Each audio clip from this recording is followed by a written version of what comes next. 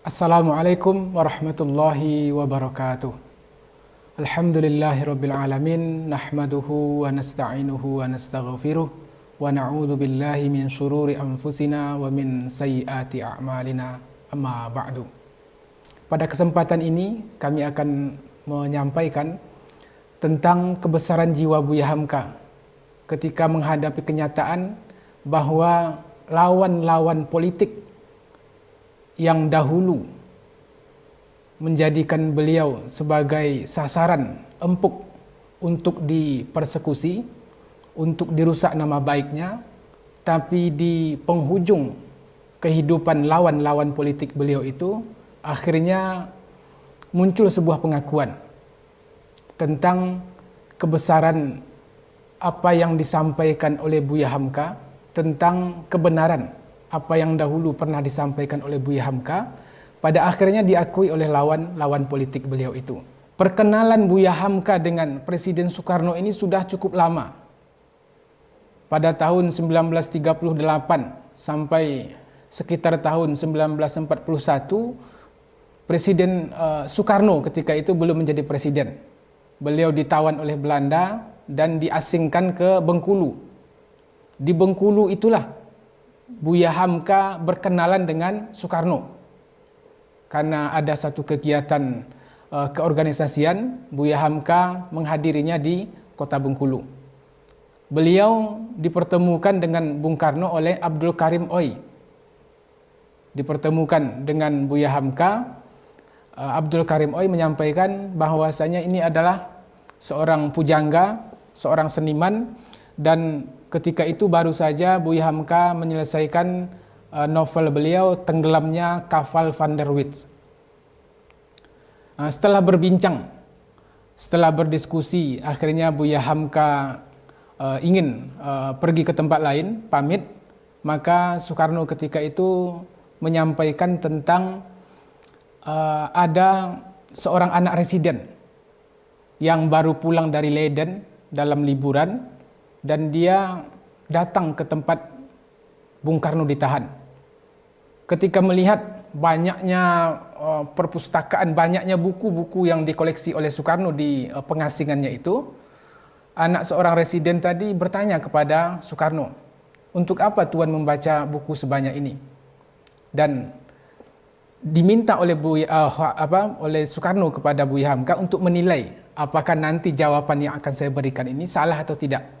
Jawaban Soekarno ketika itu adalah, saya mesti banyak membaca, saya mesti banyak belajar, saya mesti mempunyai pengetahuan yang banyak, karena kelak ketika Indonesia merdeka, saya yang akan menjadi presiden. Apakah Tuan, jawaban saya yang demikian itu menurut agama betul atau salah? Jadi Soekarno ketika itu minta penilaian, apakah jawaban saya ini, kata Soekarno, itu dikategorikan sombong, salah, atau benar?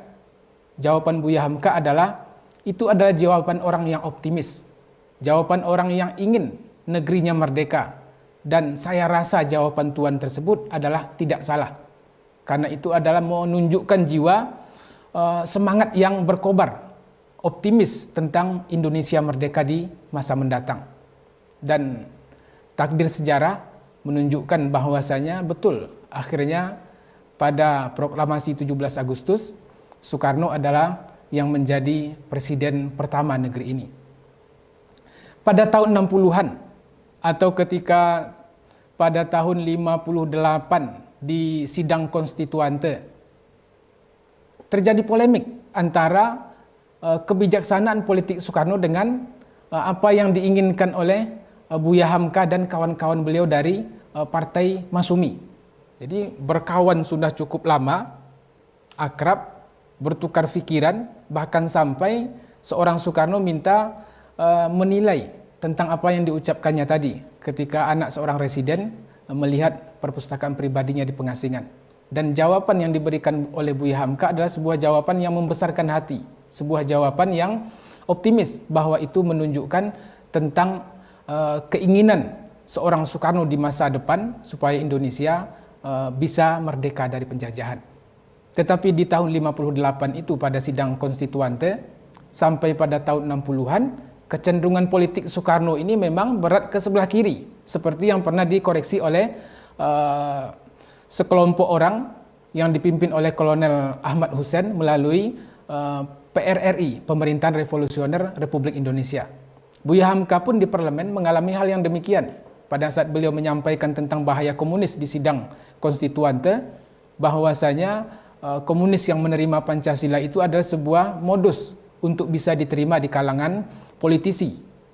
Tetapi sesungguhnya mereka yang dengan ideologi komunis itu adalah meyakini tidak adanya Tuhan, ateis, yang ketika mereka diberikan peluang untuk ikut dalam kekuasaan akan membahayakan mayoritas penduduk negeri ini. Di tahun 60-an, ketika Buya Hamka menyampaikan khutbah Jumat di Masjid Al-Azhar, Kebayoran Baru, Jakarta Selatan, beliau pun kembali mengingatkan dengan sebuah judul yang sangat menggugah, yaitu Islam dalam Bahaya. Ketika khutbah Buya Hamka ini kemudian disebarkan oleh media massa esok harinya, sampai pula berita itu ke Presiden Soekarno. Dan jawaban Presiden Soekarno ketika itu adalah, bukan Islam yang dalam bahaya. Yang dalam bahaya itu adalah orang yang mengucapkan Islam dalam bahaya. Artinya Presiden Soekarno menyampaikan yang dalam bahaya itu adalah Buya Hamka. Ini karena perbedaan politik yang cukup tajam pada saat itu, dan juga karena hasutan orang-orang komunis terhadap orang-orang yang berseberangan dengan politik Nasakom. Di antara yang berseberangan ketika itu adalah Masumi, orang-orang Partai Sosialis Indonesia, dan beberapa tokoh lain. Dalam hal ini Buya Hamka dan Masumi yang berseberangan dengan hasutan orang komunis itu, sehingga menyebabkan Soekarno sampai mengeluarkan ungkapan yang berbahaya itu, atau yang dalam kondisi bahaya adalah orang yang mengucapkan Islam dalam bahaya. Artinya Buya Hamka yang sedang dalam kondisi berbahaya ketika beliau mengucapkan kalimat yang demikian. Dan akhirnya sejarah mencatat bahwa pada tanggal 27 Januari 1964 Buya Hamka ditahan beserta banyak tokoh-tokoh muslim lainnya karena tuduhan ingin menggulingkan pemerintahan yang sah, berkhianat kepada negara, membunuh menteri, dan tuduhan-tuduhan politik lainnya yang masuk dalam Undang-Undang Supersip. Di kemudian hari diketahui tuduhan ini adalah terbongkar berasal dari hasutan orang-orang komunis, atau yang disebut oleh Ki Haji Abdul Qadir Jailani, yang juga terlibat ikut ditahan pada saat itu atas hasutan orang-orang dari Barisan Tani Indonesia dan Pemuda Rakyat dari Partai Komunis Indonesia. Sampai pada tahun 70-an, ketika kemudian sesudah peristiwa gerakan 30 September 1965, akhirnya terjadilah sebuah pembatasan sejarah antara apa yang disebut dengan Orde Lama dengan Orde Baru. Presiden Soekarno turun jabatan, akhirnya digantikan oleh Presiden Soeharto. Dan pada saat Presiden Soekarno sakit, ini yang juga cukup membesarkan jiwa kita sebagai orang yang sangat cinta kepada ulama, sangat cinta kepada kiai. Bagaimana ketika Presiden Soekarno sakit, beliau berpesan supaya ketika nanti dia wafat, jika kelak dia wafat, mohon kiranya Buya Hamka yang mengimami sholat jenazah saya. Jadi jenazah saya ini ketika saya nanti wafat, mohon diimami sholatnya oleh Buya Hamka. Itu pesan yang beliau sampaikan kepada Sekjen Departemen Agama ketika itu, dan juga kepada Maijen Suryo, asisten Presiden Soeharto, pada tanggal 16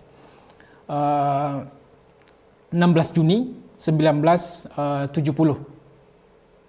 Kemudian pesan itu disampaikan kepada Buya Hamka.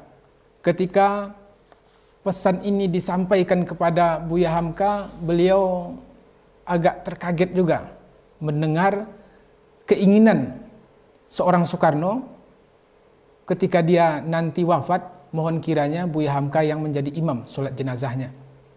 dan pada tanggal 20 Juni itu Presiden Soekarno wafat. Akhirnya Buya Hamka memenuhi wasiat yang diminta oleh Presiden Soekarno tadi. Beliau dengan kebesaran jiwa akhirnya mengimami sholat jenazah Insinyur Soekarno. Seorang ulama yang di masa kepemimpinan menjadi oposisi, seorang ulama yang di masa kepemimpinannya dipersekusi, seorang ulama yang di masa kepemimpinan Soekarno itu ikut mendekam dalam penjara tanpa pengadilan. Tetapi di akhir hayat seorang Soekarno yang sudah melakukan tindakan-tindakan yang demikian kepada Buya Hamka, beliau pun menyadari bahwasanya ingin beliau itu diimami jenazahnya oleh Buya Hamka. Ini menunjukkan bahwasanya apa yang diprediksi oleh para ulama, apa yang sudah diperingatkan oleh para ulama di zaman kepemimpinan Soekarno tentang bahaya komunis, akhirnya diakui kebenarannya, walaupun pengakuan itu sudah munculnya jauh belakangan. Kesadaran itu muncul sesudah berakhirnya masa kepemimpinan Soekarno. Ini menunjukkan apa yang terjadi pada hari ini itu juga menjadi pelajaran bagi kita. Ulama-ulama yang dianggap sebagai oposisi, ulama-ulama yang berbicara apa adanya mengingatkan tentang bahaya yang mengancam negeri ini, kemudian dianggap oleh pihak penguasa apa yang disampaikan ulama itu adalah sesuatu yang mungkin dianggap atau bisa dikategorikan sebagai tindakan makar atau ingin mengguncang kekuasaan mereka. Hal yang demikian pun sesungguhnya sudah dialami oleh Buya Hamka pada zaman Presiden Soekarno berkuasa. Dan yakinlah ulama-ulama yang ikhlas, yang mengingatkan penguasa dimanapun, yang mengingatkan pemerintah yang berkuasa pada saat ini, peringatan-peringatan mereka itu sesungguhnya adalah untuk menyelamatkan negeri ini dari ancaman-ancaman yang akan bisa merusak sendi-sendi sosial di tengah masyarakat kita, atau bisa merusak agama Islam, atau bisa membahayakan seluruh rakyat yang ada di negeri ini. Karena dengan firasat para ulama, dengan kealiman mereka, dengan kecerdasan mereka melihat situasi perkembangan zaman yang sedemikian kompleks, akhirnya mereka sampai pada kesimpulan untuk memberikan peringatan-peringatan. Tetapi kadang peringatan itu dirasakan menyakitkan, dirasa membahayakan, sehingga muncul tuduhan-tuduhan miring. Akhirnya ulama yang mengingatkan tersebut dijadikan bulan-bulanan, dirusak nama baiknya, dipersekusi orangnya, dan juga dijadikan sebagai tertuduh ini dan itu. Maka melalui kisah yang dialami oleh Buya Hamka bersama Presiden Soekarno ini, kita melihat sebuah hikmah yang luar biasa tentang pengakuan bahwasanya Buya Hamka walaupun berbeda haluan politik dengan seorang Soekarno, tetapi pada akhirnya pun Soekarno minta diimami jenazahnya kelak ketika dia wafat. Demikian, billahi taufik wal hidayah.